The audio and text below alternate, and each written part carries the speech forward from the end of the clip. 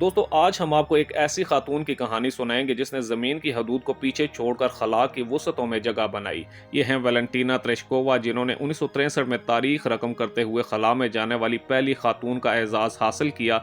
जबकि Soviet union की इस बहादुर खातून ने न सिर्फ साइंस की दुनिया में इनकलाब बर्पा किया बल्कि साबित किया कि आसमान की बुलंदियां भी सिनफी तासुब से बालातर हैं।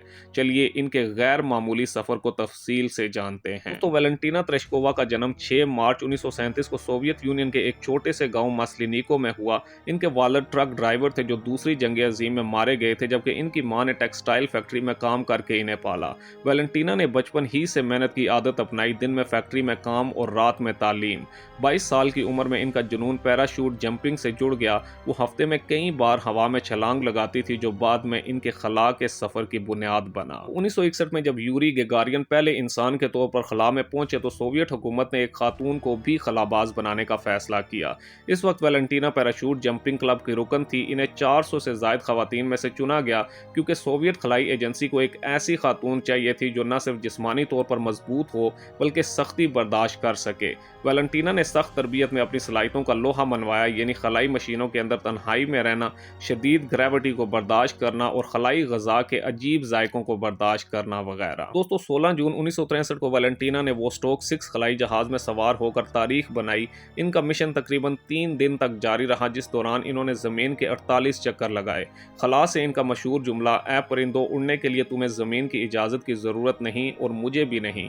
ये मिशन आसान नहीं था। खलाई जहाज़ का दर्जा हरारत कंट्रोल से बाहर हो गया और वैलेंटीना को मुसलसल उल्टी का सामना रहा, मगर इन्होंने हिम्मत ना हारी और दुनिया को पैगाम दिया कि खवातीन भी किसी से कम नहीं हैं। दोस्तों वैलेंटीना को खलाबाजी के बाद सोवियत यूनियन का कौमी हीरो करार दिया गया। इन्होंने सियासी मैदान में भी कदम रखा, सोवियत पार्लियामेंट की रुकन बनी, खवातीन और साइंसदानों के हकूक के लिए आवाज़ उठाई, इंसानी हकूक की आलमी काउंसिल में सोवियत यूनियन की नुमाइंदगी की। जबकि इन्होंने दोबारा खला में जाने की ख्वाहिश का इजहार भी किया, मगर ये ख्वाब पूरा ना हो सका। ताहम वो आज भी रूसी खलाई प्रोग्राम की सरपरस्ती करती हैं। दोस्तों वैलेंटीना तेरेश्कोवा की कामयाबी ने दुनिया भर की खवातीन के लिए नए दरवाजे खोल दिए हैं। इनके नाम पर चांद का एक गड़ा और एक सियारचा रखा गया है।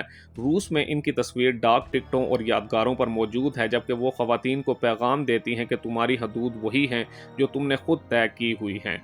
आज तक वो वाहिद खातून है जो अकेली खला में गई हैं बगैर किसी टीम के। दोस्तों वैलेंटीना तेरेश्कोवा ने साबित किया है कि कामयाबी का ताल्लुक सिर्फ तबके या हालात से नहीं होता बल्कि अज़म से होता है। इनकी कहानी हमें याद दिलाती है कि सितारे सिर्फ ख्वाब नहीं हैं बल्कि हकीकत भी हैं।